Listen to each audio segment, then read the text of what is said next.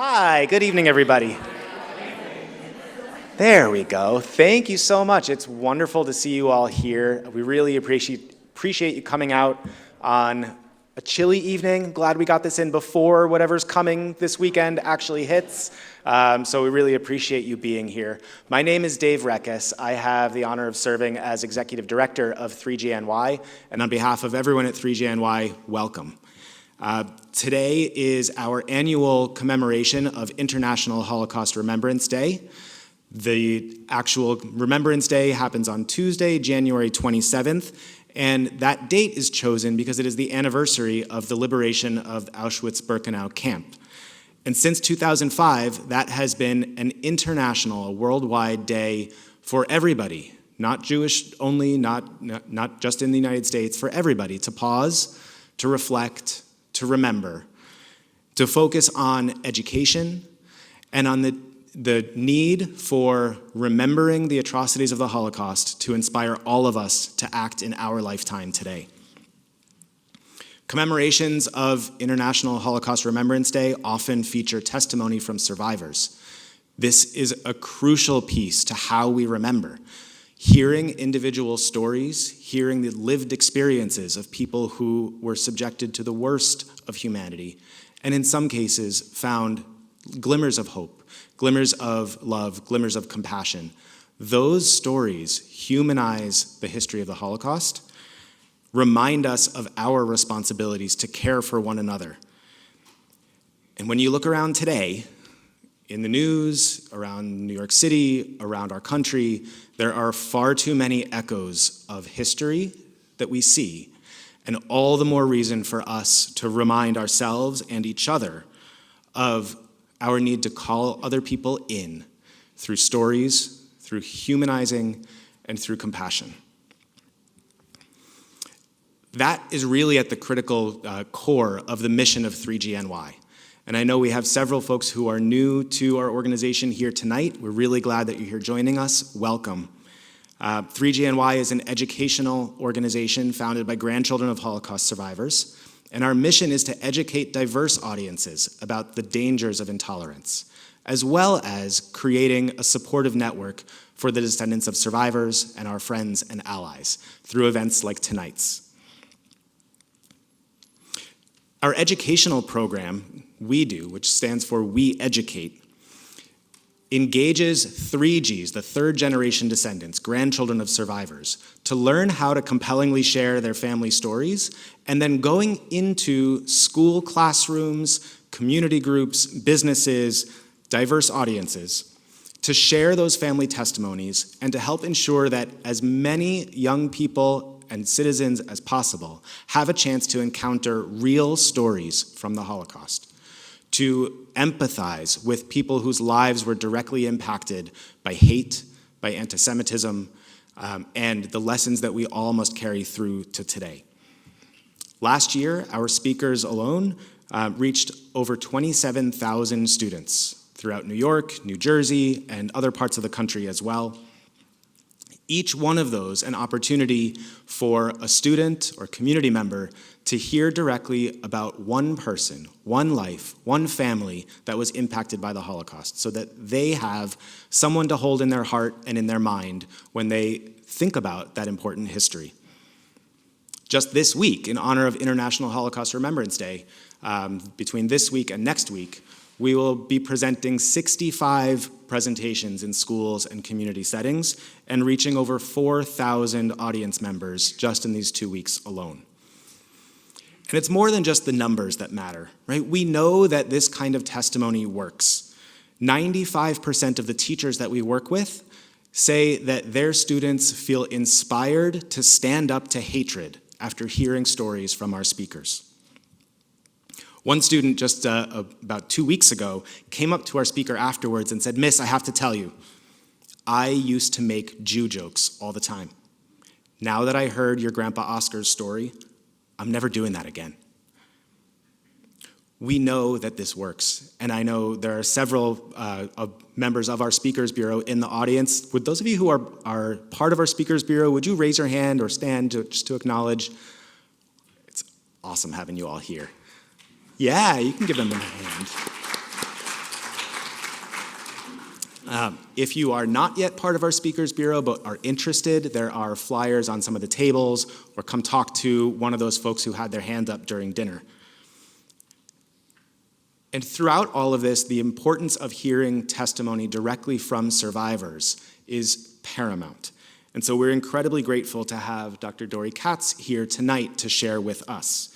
As Elie Wiesel said, listening to a witness makes you a witness. We are all here to bear witness together. And so before handing things over to Dori, I want to just briefly acknowledge a few additional folks in the room here tonight. First and foremost, the board of 3GNY. Please raise your hands. This group of individuals works tirelessly to support our work. Thank you all so much for everything that you do. Our program committee chairs, Alyssa Domash and Lindsay Kamens, and our program manager, Haley Coopersmith, who many of you met at the check-in. She's out at check-in still, so you'll see her later on this evening. They have worked tremendously to put this event together. And I'd also like to acknowledge our sponsors. We had some very generous individuals and families who contributed to make this event possible in honor of the Holocaust survivors of Vineland, New Jersey, in honor of Bracha, Yankel, and Abram Bakts, and Yechiel Beich, and in honor of 3GNY's efforts in fighting anti-Semitism and hatred in the world. And lastly, the wine that you will enjoy later on this evening was generously donated by Flatiron Wines and Spirits, also in honor of Holocaust survivor Lisa Sikot, who was the grandmother of the manager at that wine shop. Yeah. The last acknowledgement that I'd like to share is Aaron Kalmans. Where are you? Raise your hand. And I don't know if Jordana is here. Jordana, have you come in yet? So Jordana might be here, might come later. Aaron is in the back there. Those two individuals, along with myself and 4 others, are making up a team from 3GNY to race in the 2026 United Airlines New York City half, the half marathon. Yes. With the specific goal of running in honor of our family members and to raise awareness for Holocaust education and to raise funds to support our work going into schools. There are some cards on the tables as well with some information and a QR code. You're welcome to take one of those home with you, look it up, and if you feel so inclined, to support our efforts to run for a very important cause. So with that, it is now my distinct honor and pleasure to introduce Dr. Dori Katz. Dori was born in Antwerp in 1939, just a year before the Germans occupied Belgium, and her father and entire family, with the exception of her mother, were deported in 1942 to Auschwitz, where they perished. She came to America in 1952, and for several years now has been a very proud member of the Speakers Bureau from the Museum of Jewish Heritage. And so we're grateful for the Museum of Jewish Heritage for connecting us with Dori, and incredibly grateful for Dori being here to share with us.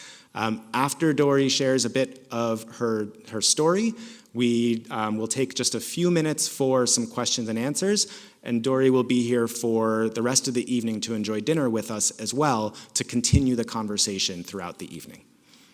So with that, I'll turn it over to Dori. Thank you.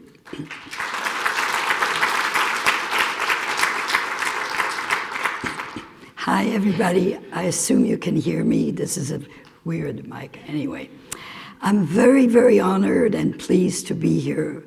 I've never spoken to grandchildren of survivors, and I don't have any grandchildren. So I'm hoping that you will remember me and my story as though you are part of my family. Anyway, as you know, I was born in Belgium.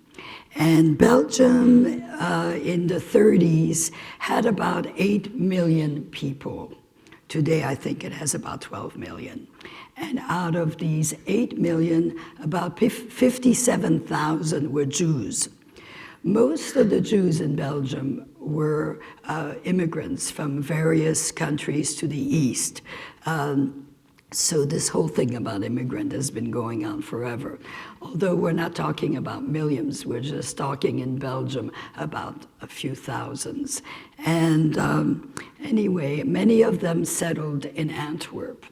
Antwerp had a very large, thriving Jewish population in the 30s around the diamond business, although my family, unfortunately, was not part of that business. My mother was originally from Poland, and she had left Poland when she was about 18 because she had a brother in Antwerp who was married and had children, and she was very close to him, and he encouraged her to come. So she came alone from Poland and settled in Antwerp.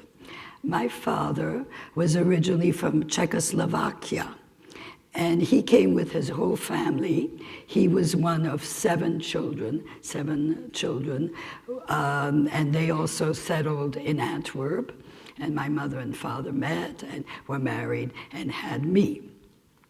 So when I was about 10 months old, in May 10th, 1940, the Germans invaded Belgium.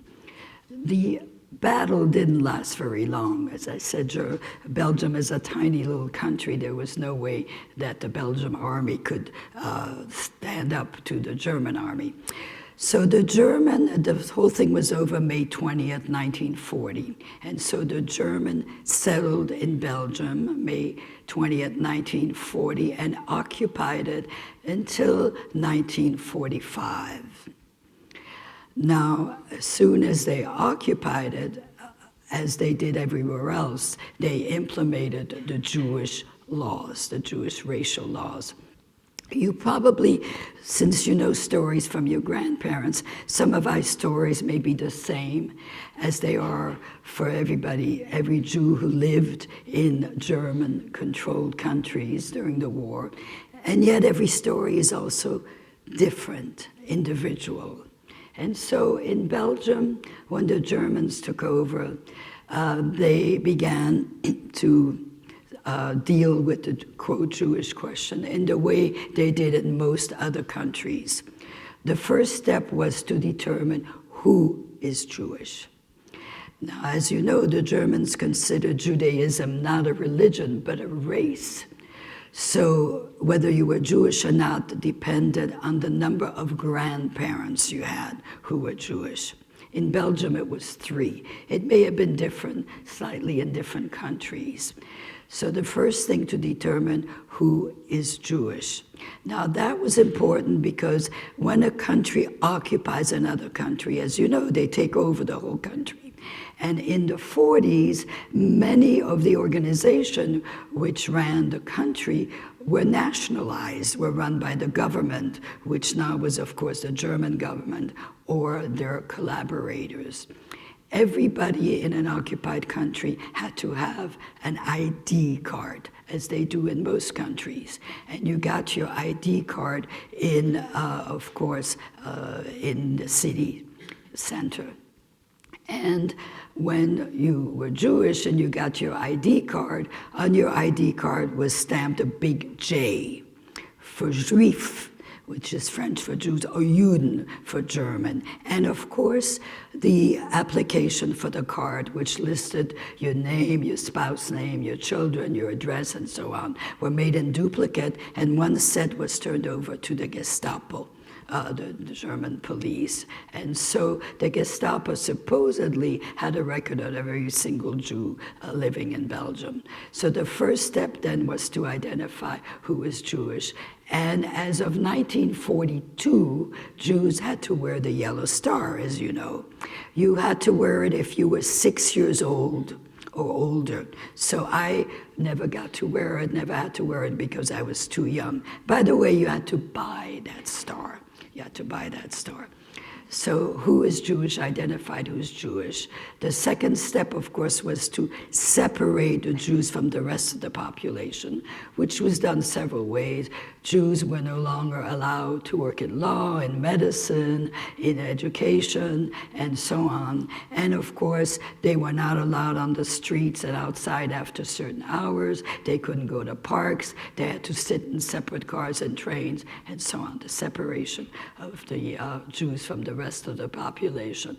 And In Belgium didn't have ghettos the way that Poland did, but Jews had to live in 4 cities, Brussels and Liège and Antwerp, and I forgot the 4th city that they were supposed to live in. And then the next step was, of course, once they wanted to arrest Jews, they just looked at the records and went to the addresses and arrested them.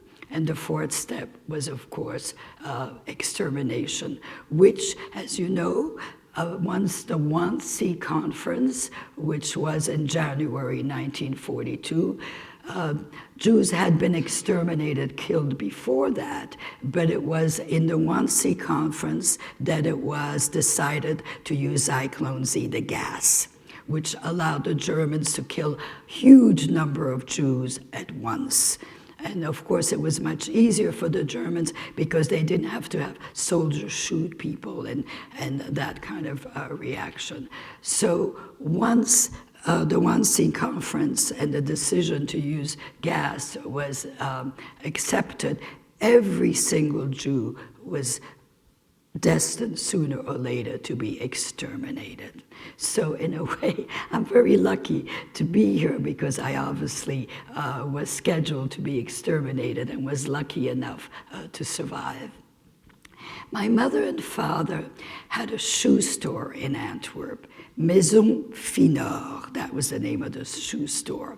And once the German occupied Belgium and began to implement the racial laws, they had to put in their storefront a huge big sign that said, "This is a Jewish store," which allowed people walking by to either throw bricks at the window or pretend they didn't see it. Various people had different reaction.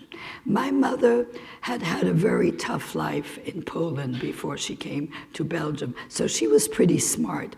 And she talked my father into selling the business, which they did for peanuts, because as of 1942, Jews, of course, were no longer allowed to own any kind of business.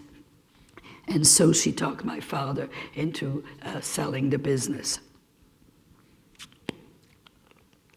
She also talked my father into moving to Brussels. She felt that in Brussels they wouldn't be so visible.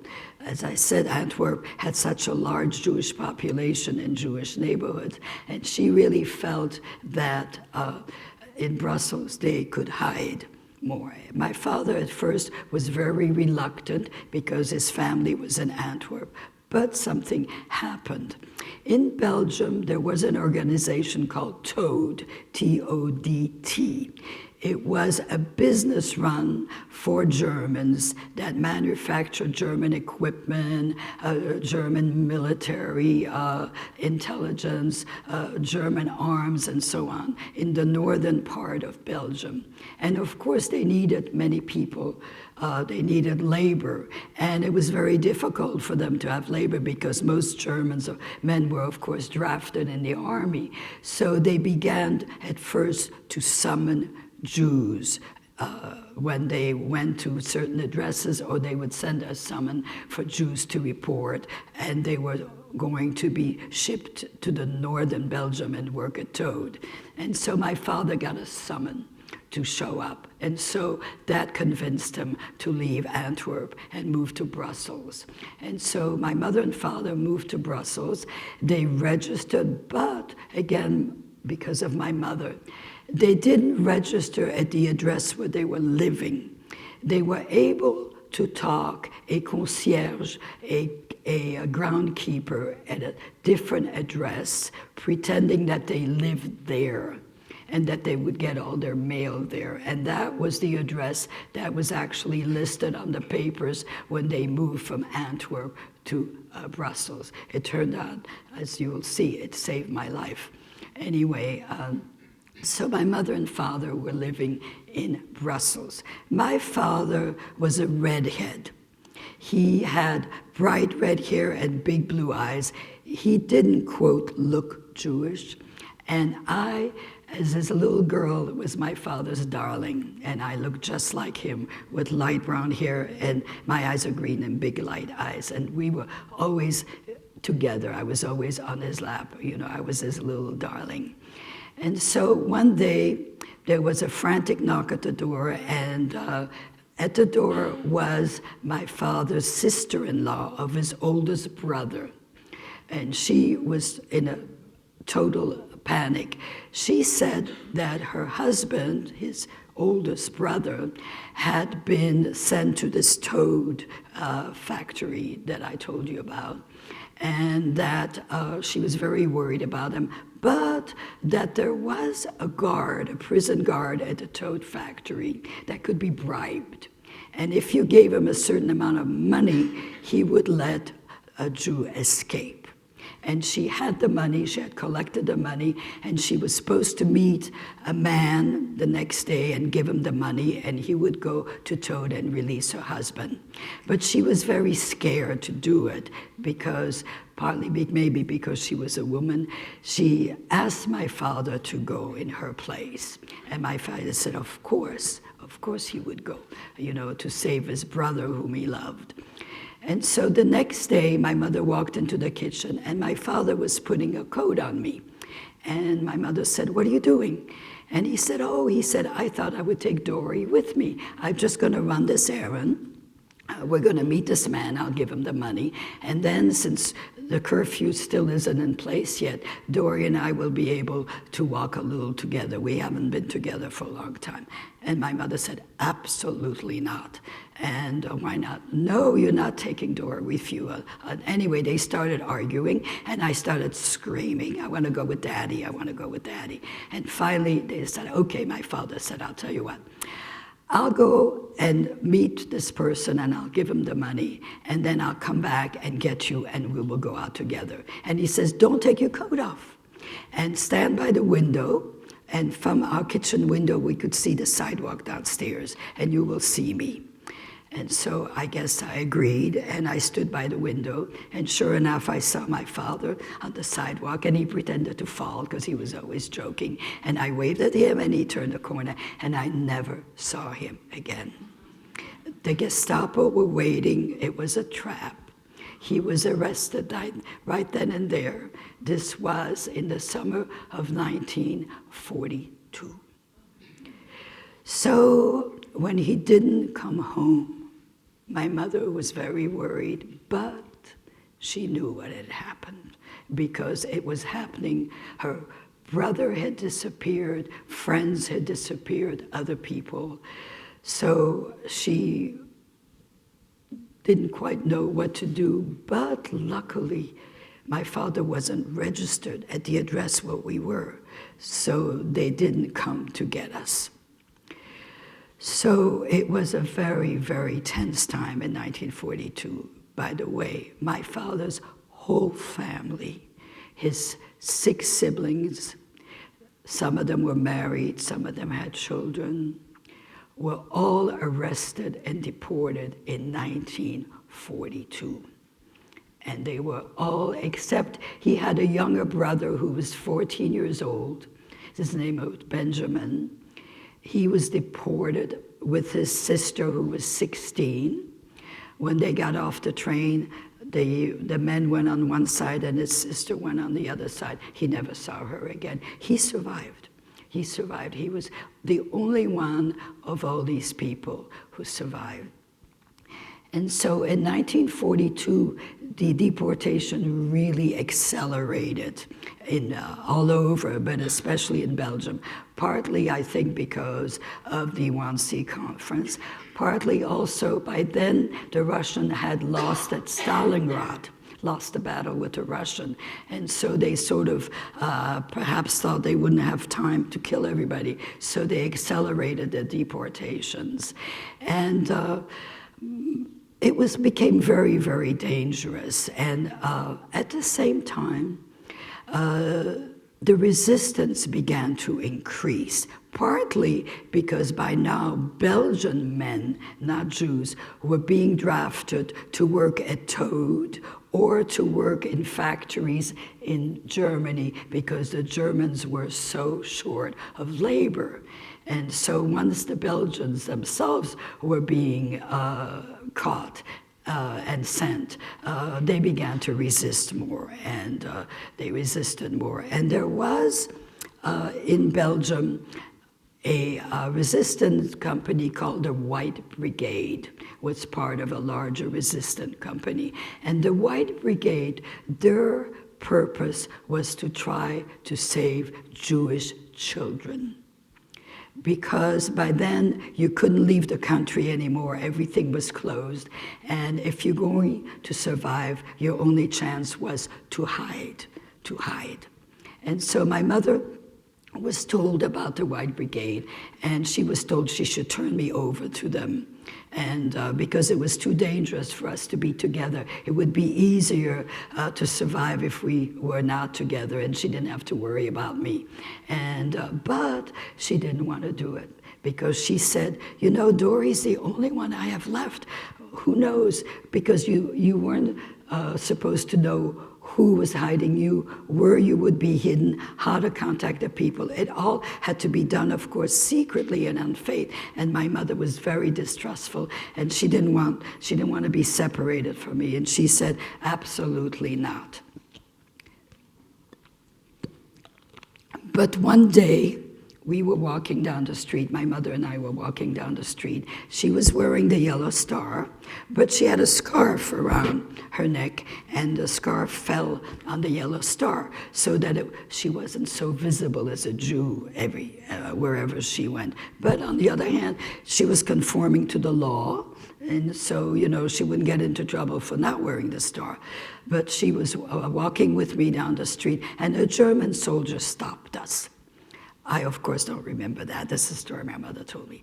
He was very young. He looked like he was 15 or 16. He was probably 18. And he was a little heavy, you know, he looked like a kid. And he was really looking at me. And he was looking at me and smiling at me. And he sort of squatted and said, hello, little girl, what's your name? And I was sort of hiding behind my mother. And he said to my mother, are you Jewish? And my mother said no. And she said to me, I don't know why I said no. I'm wearing the yellow star. I have my ID card. And I said no. And he said to her, let me see your ID card. And my mother said she lost it. Maybe because he looked like a kid. She said, no. She said, I'm sick and tired of showing your ID card. Why do I always have to show your ID card? No. Absolutely not. I'm not going to do it. And he didn't get mad. The soldier didn't get mad. And he kept looking at me. And he kept smiling at me. And he said to my mother, how old's your little girl? And she said, 3. I was 3 years old. And he said, oh, I have a 3-year-old back home. And I miss her so much. And your little girl reminds me of my little girl. And then he said to my mother, you know, he was pretty smart, actually. He says, even though you told me you're not Jewish, don't keep walking down the street. A Gestapo around the corner. Turn around and walk away. And so my mother took me by the hand, turned around, and walked away. And that night decided to put me into hiding. It was too dangerous. And so I don't know what she tried to tell me. I'm, 3 years old. I don't know what's happening. She said, we're going to play a game. We're going to hide. You're going to hide in one place, and I'm going to hide in the other place. And at first I said, why can't we hide together? No, it's better if we hide. It'll just be for a little while, and then I'll come get you.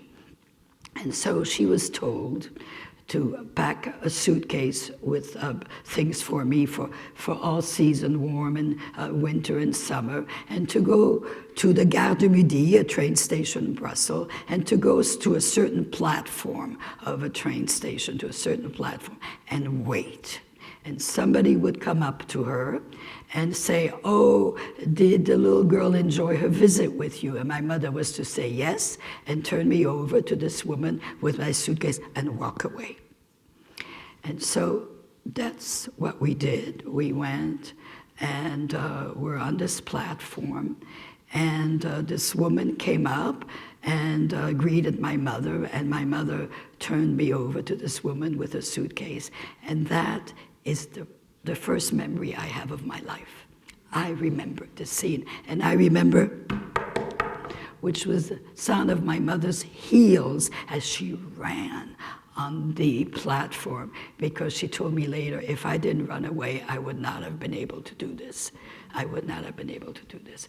So the woman who took me, by the way, was a 21-year-old school teacher who was very upset in seeing Jewish children, some of her students, disappearing, and had volunteered. I got to know this much later. Anyway, this woman took me. We got on a train. I, of course, was crying, "Mommy, Mommy." And we got off at a small village in Brussels called Bercil. And we went to a farm, and she knocked at the door, and this elderly couple answered the door, and she said, "This is the child I told you about," and turned me over with my suitcase and took off. And so it was difficult at first because I didn't know who these people were, and first my father had disappeared, and then my mother's no longer there, and I spoke only Yiddish. And I was told shh every time I spoke, but I picked up Flemish, which is Belgium is a bilingual country, Flemish and French. I picked up Flemish. But the first couple of days, I think mostly I cried. I just stood in the corner, I cried. But little by little, I got used to them. They were an elderly couple. They had 2 children who were already married and lived outside the farm and had children. But they also had a 14-year-old girl, which they had had in their late age, who was delighted to have me there. She treated me like a kid sister. And as I got to know them and got used to them, I was very, very lucky. And especially the farmer, reminded me of my father. And he really liked children and liked me. And so I was always on his lap. And just really also the fact that I am on a farm, so I ate pretty well. Food was very, very scarce. I stayed there. I see I only have 5 more minutes, okay. So I was very lucky, and I stayed there until I think 1944, when I was reunited with my mother. The strange thing is, I remember the separation in 1942. I do not remember the reunion. I have absolutely no reunion of being reunited with my mother in 1944. And my mother couldn't keep me at the time, so she put me in an orphanage for a couple of years.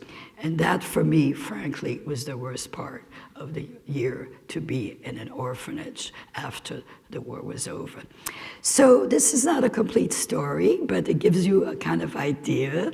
I wrote about this in a memoir called Looking for Strangers, because in 1982, my mother never wanted to talk about this, about me, because she said, "You were only a child. For you, it was nothing. You don't remember. We don't need to talk about it." But I went back to Belgium in 1982, did a lot of research, found a house where I was hidden. The people were dead by then who had hidden me from old age, and found out my father died in the March when Auschwitz was liberated in 1945, and all these surviving inmates had to walk in the woods.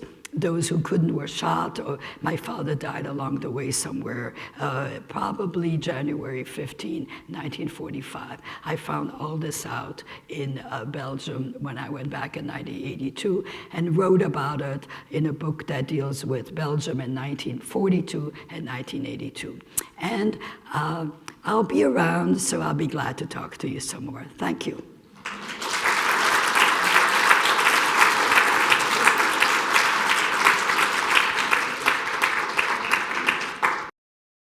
You so much. I have so many questions.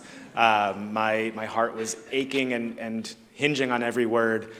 We do want to get to dinner shortly, so I do want to give just a moment for 1 or 2 questions if anyone has something that they want to ask in the whole group before we move on.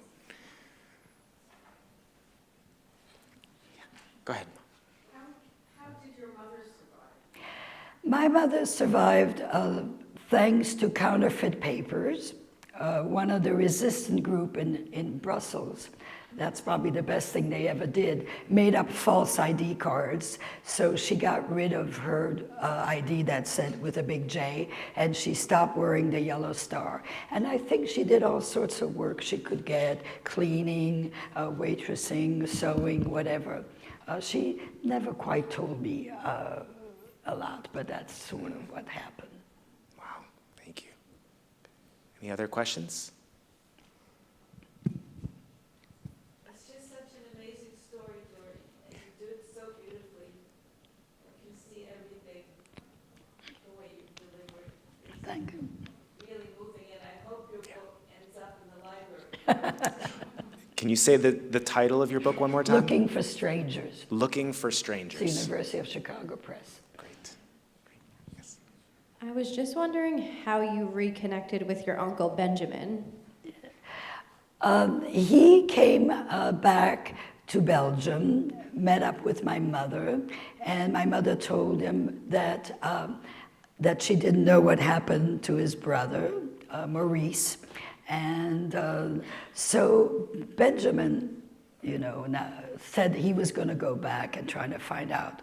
So he left Belgium and started to walk back to Germany. But on the way, he ran into some Jewish Zionists who told him, "Don't go back, are you crazy? You're never going to find your brother. They're all dead. Come to Israel." And so he did. He left for Israel in 1946 and married and had children and lived a good life there in Israel. Were there any assurances that you would be reunited with your mother, or what happens, God forbid, your mother wasn't, perished during that period of time? What certainty or uncertainty was there after you were in hiding? I'm sorry, I'm not quite sure I understand the question. Were there any assurances that who you would be reunited with after the war, and what happens if your mother wasn't there, or how did your mother find out? My mother found out, my mother, very stubborn. I didn't tell that story because we ran out of time. She did come one time. She just kept pestering and pestering and pestering the White Brigade because there were stories of some people turning over children for money. Very few of them did, but all you need is one or two. And so she said that she absolutely had to see me to make sure I was still alive. And so eventually they allowed her to visit. She didn't come to the farm. We met in an electric supply store run by one of the children of the people who hid me. And they had a little shed, a tool shed. And she came one day to Bercy, and I was brought to the tool shed, and we met for 15 minutes. And then she left and went back to Brussels, and I went back to the farm. And so the White Brigade told her where I was. And so that's how she recovered me when the war wasn't over, by the way, in 1944, but Brussels was liberated and Jews were no longer being deported from Belgium in 1944. There was still the battle in the Ardennes, and the war in Belgium actually ended in 1945. Dori, we are so grateful for you being here and sharing your story with us, and I know that you do this on a regular basis, and I think I speak for everybody that it fills our hearts to know that you are so actively sharing with so many people to make sure that your story continues to touch hearts and inspire people to kindness. Well, this is my grandchildren. Yeah. We are grateful. So thank you. Oh, thank you. And a little gift from 3GNY as well. Wow. Yes. Because now you're our grandmother. So yes. And you will forever be part of the 3GNY family. And we're really grateful for that. And so Dori, along with the rest of us, will be here for the rest of the evening. And really I encourage you to find time to say hello to Dori, to continue the conversation, as well as during dinner to make sure to Introduce yourself to the people at your table or at a neighboring table. Talk about what stories, what people, what brought you here tonight, so that we can continue to weave that fabric together of our collective stories.